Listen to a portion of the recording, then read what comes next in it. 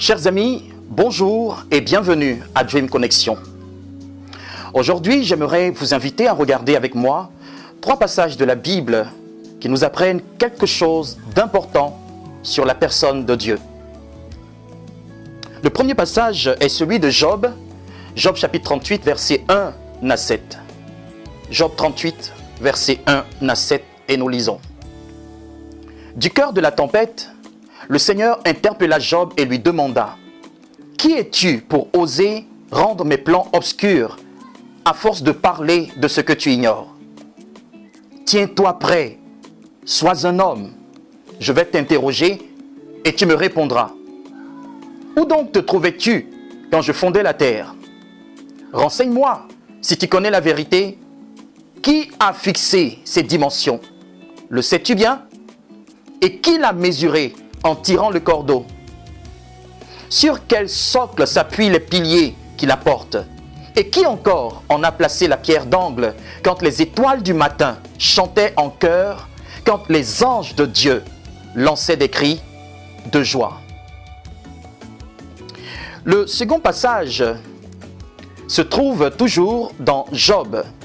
Job chapitre 35, versets 10 et 11. Job 35, versets 10 et 11. Mais nul ne dit : où est Dieu mon Créateur, qui inspire des chants d'allégresse pendant la nuit, qui nous instruit plus que les bêtes de la terre et nous donne l'intelligence plus qu'aux oiseaux du ciel. Et le troisième passage est celui d'Apocalypse, Apocalypse chapitre 5, verset 8. La Bible dit : quand il eut pris le livre, les 4 êtres vivants et les 24 vieillards se prosternèrent devant l'agneau, tenant chacun une harpe et des coupes d'or remplies de parfums, qui sont les prières des saints. Alléluia. Comme vous l'avez remarqué, sans doute, nos 3 passages indiquent que le monde dans lequel nous vivons a été créé par Dieu dans une atmosphère spéciale. Il s'agit de l'atmosphère de la louange. Alléluia. On découvre que les anges, qui sont des créatures célestes, assistaient Dieu de leur louange au moment où il a mené à l'existence tout ce qui existe. Et ces anges assuraient cette tâche avec des instruments de musique tels la harpe et bien d'autres. On comprend alors, chers bien-aimés, que la symphonie, la mélodie, l'harmonie, donc les accords, la composition, le chœur ainsi que la musique sont avant tout des réalités célestes. J'aimerais répéter cela. Voyez, avant d'être des réalités de la terre, avant d'être inspirés aux créatures de la terre, la symphonie, la mélodie, l'harmonie, la composition, le chœur et la musique sont des réalités du ciel. Avant de monter au cœur des hommes, toutes ces choses ont d'abord été un phénomène spirituel. C'est pourquoi nous avons le devoir et la responsabilité de restituer au Seigneur tout ce qui procède de lui et provient de lui. La Bible dit dans 1 Corinthiens chapitre 4 verset 7 : « Qu'as-tu que tu n'aies reçu ? Et si tu l'as reçu, pourquoi te glorifies-tu comme si tu ne l'avais pas reçu ?» Ces paroles, bien-aimés, s'appliquent aussi aux réalités de la mélodie, des chœurs, des compositions et de la musique. Toutes ces choses nous ont été et nous sont encore inspirées par l'Éternel. Nous n'avons pas le droit d'agir comme si tout cela ne nous avait pas été donné par Dieu. La Bible dit : qu'as-tu que tu n'aies reçu ? Et si tu l'as reçu, pourquoi te glorifies-tu comme si tu ne l'avais pas reçu ? Chers frères et sœurs, dès les premières pages de la Bible, notamment en Genèse chapitre 4 verset 21, nous lisons que Yubal fut l'ancêtre de tous ceux qui jouent de la harpe et du chalumeau. Mais nous venons de voir tout à l'heure qu'avant que la réalité de la harpe ne vienne au cœur de Yubal, le père de tous les musiciens de ce monde visible, cet instrument était déjà connu dans le ciel. On peut donc dire que Yubal, qui est donné comme inventeur de la harpe et de la flûte, n'a fait que reproduire sur la terre ce qui existait déjà dans le ciel. Yubal n'est qu'un reproducteur. Oui, un reproducteur. Cela me fait penser à une instruction que Dieu a donnée à Moïse au sujet du tabernacle et de tous ses ustensiles. Quand vous lisez Exode 25, verset 40, Dieu dit ceci à Moïse. Il lui dit, « Regarde et fais d'après le modèle qui t'est montré sur la montagne. » Je répète, Dieu dit à Moïse, « Regarde et fais d'après le modèle qui t'est montré sur la montagne. » Bien-aimé, tout comme à Moïse, il est possible que Dieu ait donné des instructions similaires à Yubal. Voyez, depuis le ciel, Dieu lui a inspiré l'invention de la harpe et du chalumeau afin que, dans une harmonie conduite par le Saint-Esprit, la terre réponde aux cieux à travers la musique. Mais la vraie question qui se pose ici, chers amis, est de savoir pourquoi le choix de Dieu s'est-il porté sur la personne de Yubal et non d'une autre? Pourquoi Dieu a inspiré ces choses à Yubal et pas à Adam, le premier homme? Pourquoi Dieu a révélé cela à Yubal et pas à Abel, qui, on le sait, était un vrai adorateur? Pourquoi Yubal et non Enoch? Pourquoi Yubal et non Methushaël et non Lémec et que sais-je encore? Pourquoi Yubal? Eh bien, la réponse à cette question se trouve dans la signification même du nom Yubal. Vous et moi savons que les noms que portent les personnages de la Bible révèlent leurs traits de caractère ainsi que leur destinée. C'est pourquoi je vous invite à regarder de près le sens prophétique du nom Yubal. Voyez, Yubal est un nom hébreu trouvé une seule fois dans la Bible.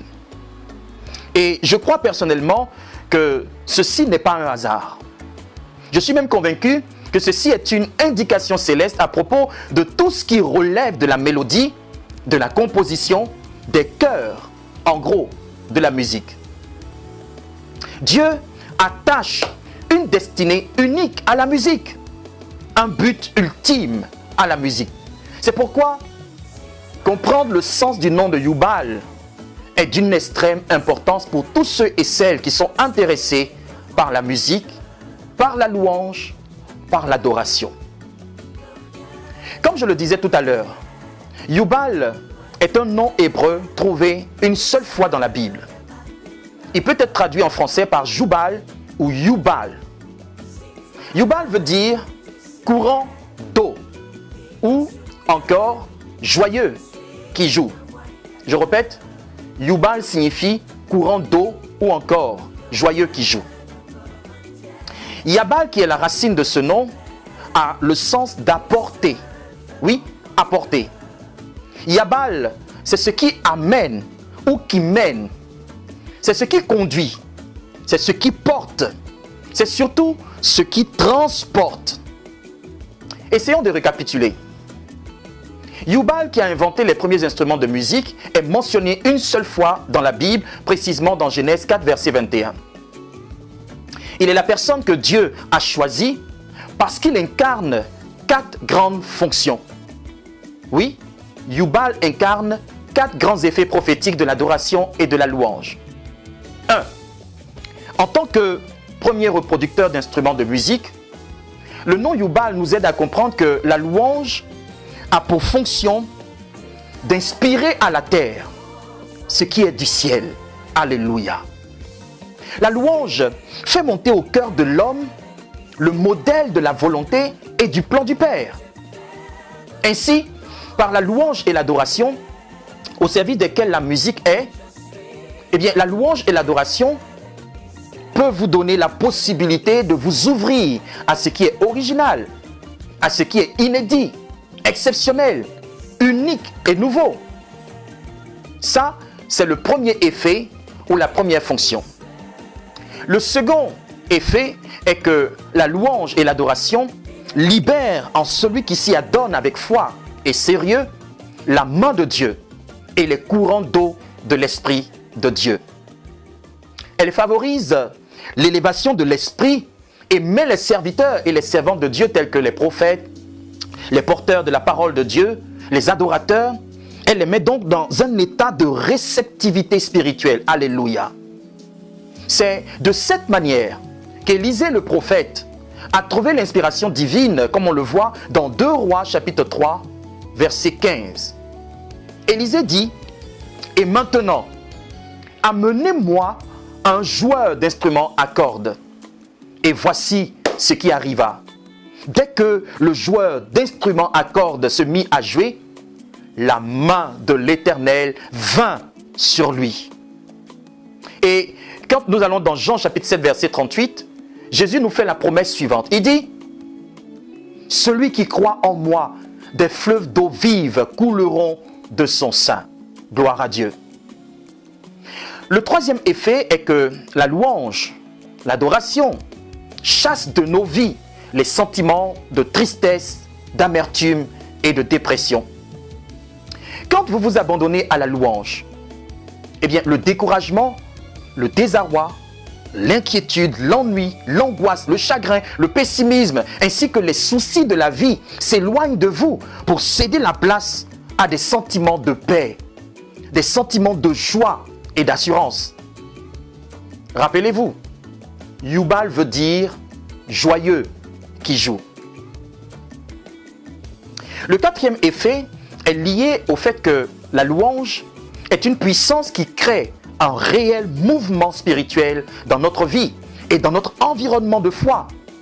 Voyez, si Yabal signifie apporter, sachez que la louange peut vous apporter depuis le ciel de nombreuses grâces et de nombreuses bénédictions. Si Yabal veut dire conduire, sachez que la louange peut aussi vous sortir de la confusion et vous ouvrir les yeux sur les routes de votre accomplissement et de votre exaucement en Dieu. Si Yabal veut dire porter et transporter, eh bien sachez que vous pouvez au moyen de la louange créer des mouvements de gloire dans votre vie, dans toutes vos initiatives, ainsi que dans les différentes circonstances qui animent votre existence. À présent, venons-en au point culminant de la révélation. Cette révélation est que l'être humain est le plus grand instrument avant qui soit. Je répète, l'être humain est le plus grand instrument avant qui soit. Oui, chers amis, vous et moi sommes des instruments avant. Nous sommes les plus grands. Nous sommes les plus adaptés. Nous sommes les plus performants et les plus efficaces de tous les instruments avant qui ont pu exister jusqu'à ce jour. Alléluia. Mais qu'est-ce que c'est un instrument avant? Eh bien, l'instrument avant est un instrument de musique dont le son est produit grâce aux vibrations d'une colonne d'air provoquée par le souffle d'un instrumentiste. Par exemple, la trompette, le saxophone ou la flûte produisent des sons agréables grâce au souffle d'un musicien. C'est le souffle de l'instrumentiste qui sert à produire le son. C'est ça qui sert à produire la mélodie. Les premiers instruments avant qui ont été découverts remontent, chers amis, à la préhistoire. La plus vieille flûte qui a été découverte à ce jour date de quelques 20 000 ans avant Jésus-Christ. Chers bien-aimés, si la trompette, le saxophone, le cor et la flûte sont l'ouvrage des hommes, sachez que vous et moi sommes l'ouvrage de l'Éternel. Alléluia. Yubal, on l'a vu, qui est l'ancêtre des musiciens, a dû tailler dans le bois ou dans l'os un chalumeau pour jouer de belles mélodies. Mais Adam, qui est l'ancêtre de tous les hommes, a été créé quant à lui dans la poussière du sol afin qu'il serve d'instrument aux mains du Créateur de l'univers. La Bible déclare dans Genèse chapitre 2 verset 7, l'Éternel Dieu forma l'homme de la poussière de la terre. Il souffla dans ses narines un souffle de vie et l'homme devint un être vivant. Écoutez bien, la Bible dit que Dieu souffla dans ses narines un souffle de vie et l'homme devint un être vivant. Comme vous le voyez, c'est le souffle du Créateur qui a fait d'Adam un être animé, une personne vivante. C'est le souffle du Tout-Puissant qui a fait d'Adam un individu existant, une personne en mouvement. Si le chalumeau avait besoin du souffle de Yabal ou de Yubal pour émettre des sons agréables à l'oreille, eh bien Adam avait besoin du souffle de Dieu pour produire les mouvements d'une vie accomplie, pour produire les mouvements de la vie abondante. Chers amis, vous et moi avons reçu en Adam une forme. Nous avons reçu un corps, une enveloppe charnelle. Mais cela ne fait pas de nous des êtres vivants pour autant. Nous pouvons certes avoir l'impression d'exister, mais au fond, nous sommes morts aux yeux de Dieu. Nous sommes morts quoique vivants. Il est vrai que nous parlons, il est vrai que nous travaillons, nous nous marions, nous construisons, nous bâtissons et réalisons de grandes choses, mais nous faisons tout cela en tant que des morts. En fait, nos œuvres, toutes nos actions n'ont aucune portée éternelle. Elles ne sont d'aucune valeur aux yeux de Dieu. Vous devez réaliser, chers frères et sœurs, que le vivant aux yeux de Dieu, ce n'est pas celui qui bouge dans tous les sens et qui gesticule comme bon lui semble. Non. Le vivant, ce n'est pas non plus celui qui fait tout ce qu'il veut et parvient à obtenir tout ce qu'il désire. Maison, voiture, richesse, etc. Non. Le vivant, c'est celui qui est animé du souffle du ciel, du vent de Dieu. Le vivant, c'est celui en qui l'Esprit de Dieu agit et s'épanouit. Le vivant, c'est celui dont l'existence et les actes sont inspirés et éclairés par la parole du Tout-Puissant. Le vivant, c'est celui en qui Dieu souffle et souffle constamment. Voyez, votre Dieu est le seul dont le souffle est capable de faire de vous une âme vivante. Souvenez-vous, pour qu'Adam devienne une âme vivante, il a fallu que Dieu souffle en lui. Vous aussi, tant que vous ne laisserez pas ce souffle divin vous remplir régulièrement, eh bien vous serez incapable de vivre cette vie merveilleuse que Dieu a prévue pour vous en Jésus-Christ. De la même façon qu'une flûte ne saurait jouer sans le concours d'un flûtiste, vous non plus, vous ne saurez connaître l'exaucement et l'accomplissement sans l'intervention spéciale de Dieu. S'il y a une flûte, eh bien, sachez qu'il n'y a pas meilleure flûte que vous. S'il y a une trompette, sachez qu'il n'y a pas meilleure trompette que vous. Alléluia. Et si vous êtes la meilleure flûte, si vous êtes la meilleure trompette, seul le meilleur flûtiste ou le meilleur trompettiste saurait vous utiliser au mieux et augmenter ainsi les enchères de votre existence. Ce flûtiste, ce trompettiste, vous le connaissez? C'est le Seigneur Jésus. Alléluia. Oui, chers frères et sœurs, je le disais, l'homme est le meilleur instrument avant qu'il soit. Si vous tenez à vivre une vie d'exaucement et d'accomplissement, il est temps d'accepter que Dieu souffle en vous son souffle de vie. Acceptez que son Esprit Saint vous anime et que sa parole vous guide sur les routes de ce monde. Alors, si vous étiez prisonnier d'une vie sans goût, vous commencerez à faire des mouvements de victoire et de succès. Alléluia. Si on vous cherchait parmi les morts, vous serez désormais compté parmi les vivants, parmi les gagneurs et parmi les conquérants. Dieu a soufflé en Adam et Adam est devenu une âme vivante. Vous aussi, vous deviendrez une âme éternellement vivante si vous laissez le Fils de Dieu souffler le Saint-Esprit en vous. Ceci est une bénédiction qui nous concerne tous, chers frères et sœurs. Ceci est une vocation adressée à tous ceux et celles qui respirent. Dans le psaume numéro 150, il est écrit ceci. Louez l'Éternel, louez Dieu dans son sanctuaire, louez-le dans l'étendue où éclate sa puissance, louez-le pour ses hauts faits, louez-le selon l'immensité de sa grandeur, louez-le au son de la trompette, louez-le avec le luth et la harpe, louez-le avec le tambourin et avec des danses, louez-le avec les instruments à cordes et le chalumeau, louez-le avec les cymbales sonores, louez-le avec les cymbales retentissantes. Que tout ce qui respire loue l'Éternel. Louez l'Éternel. Telles sont, chers amis, les instructions de Dieu pour tout homme qui respire. Voyez, dans ce psaume, le psalmiste nous invite à réaliser que l'être humain existe pour célébrer et pour adorer Dieu. Oui, bien-aimés, vous et moi respirons pour louer l'Éternel.